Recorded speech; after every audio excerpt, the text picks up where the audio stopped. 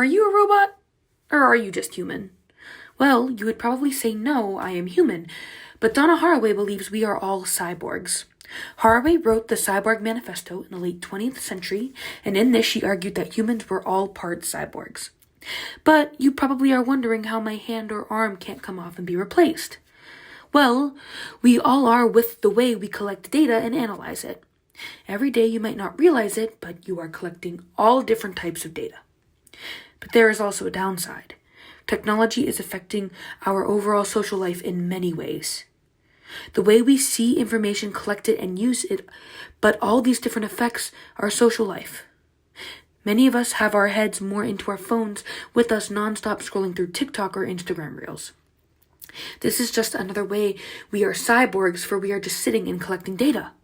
But what we are really going to do to see if people are really cyborgs is interview Temple University students and see if AI, the newest technology in the game, can say the same answers as are our interviewees.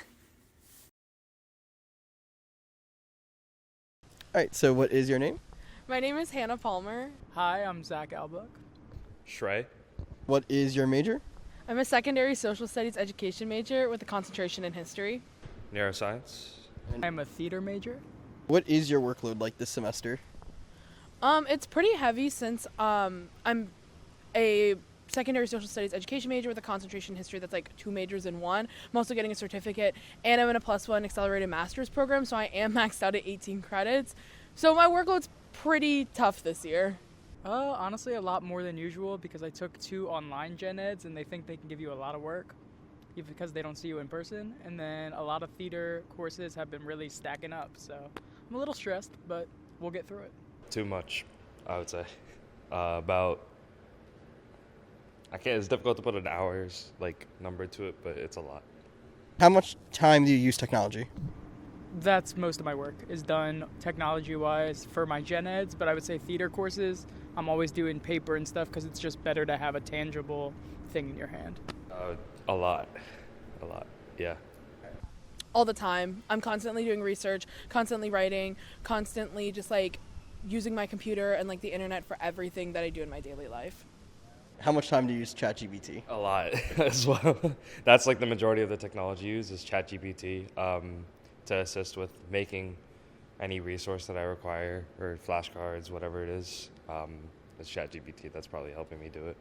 I plead the fifth. I really don't. I hear people all the time for their essays, but I don't trust it to write my essays for me. Maybe I'll use it to fact check, but honestly I really haven't. So that's about it. No, I'm kidding. Yes, I will use ChatGPT to do my work. I'll use it to kind of brainstorm ideas and then bounce off of that. Hi guys, so now what we're going to do is we are going to interview AI. What we're going to do is we're going to put all of the answers we got from all of our interviewees, and we're going to put them into my laptop using an AI software, and we're going to see what the AI says and how close it comes to what the people said. The big thing with this is it's connecting this article we found in Temple's library where it talks about how ChatGPT is used, and it's very simple. We're looking for key wording, key data, and pretty much we need to have certain details. For this, though, we don't have a lot of details on all of our subjects. So we're going to see how close, with the little details we get from each person from our interviews, is AI going to bring it close to what they said. If it is close, we do see the cyborg connection with us collecting data and it going to AI, and AI being relating and showing each person how it is. But we're going to see how close you can get. So the first person we're throwing in ChatGPT is Hannah. What Hannah told us is she is at 18 credits max, and she is pursuing a lot of things, being a certification and master's program. So what we're going to do is we're going to throw that right into ChatGPT from her response of what she said in her program, and we're going to see what they say. Okay, so from that interview, Hannah was very similar. She is at 18 credits, so it got the credits right, and is right kind of about her workload. She did tell us her workload is very high. The only thing is we don't know about the last part of her doing extra things outside the classroom. So Zach, who is a theater major, was our 5th interview of the day. And Zach was really interesting because Zach does not use AI. He told us this, and we were very surprised because we all know multiple theater, film, a lot of people we know just use AI. So when Zach said that, we were very shocked. So let's see really how much AI knows about Zach. The workload for a theater major like Zach can vary widely depending on the program and specific courses he's taking. Generally, it includes classes, regular coursework in acting, directing, design, and theater history. Overall, it can be quite intensive, often requiring a significant time commitment each week, sometimes upwards of 20 to 30 hours, depending on the production schedule. So Zach's AI response is pretty similar to what he said. Zach did say he has a big workload, but the big difference is AI said a lot of things Zach didn't really mention of his classes. And it's interesting because AI did bring up a lot of classes that are in the Temple Bulletin. So there is some stuff it's getting from everything else. But is the Cyber Manifesto kind of right? Sort of. We aren't fully cyborgs, it feels like, but it's getting a lot of information from us of simple things we do, like our major and stuff. So it's crazy with hypertext, for we aren't collecting the data that we think from hypertext. Hypertext usually collects data from like the text and like shows like the data of like certain areas and stuff. This hypertext, like from ChatGPT, is collecting data from like the bulletin, like Temple's website. And it's crazy because you wouldn't expect it, but it is. And it's collecting data from right off the students, with many students taking 12 to 15 credits a semester, with it even being like statistically planned through all the semesters with teachers and staff, with them taking all the data from students. So we're seeing a big thing of hypertext and data right now. Seems really symbolic that it's like almost you won an award by being at Coachella. You know, it's like this is the 50 bands this year who got to do it. You know, it's just nuts to be able to play at the same time as the Chili Peppers, or, you know, with it at the same show as you playing while you're playing. It's a pretty weird situation, you know. I'll probably play more proms than I'll play Coachellas in my lifetime. I think the decision to put on next album or not changes completely for me. I'm still up in the air on whether I openly want to put out an album or whether I want to try to give it away for free, or how we're even going to do it.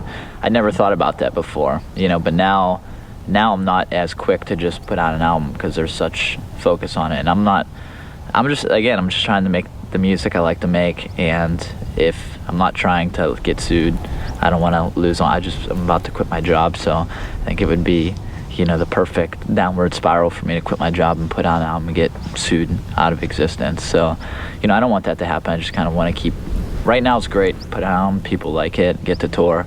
I just wish I could continue that without having to worry about laws.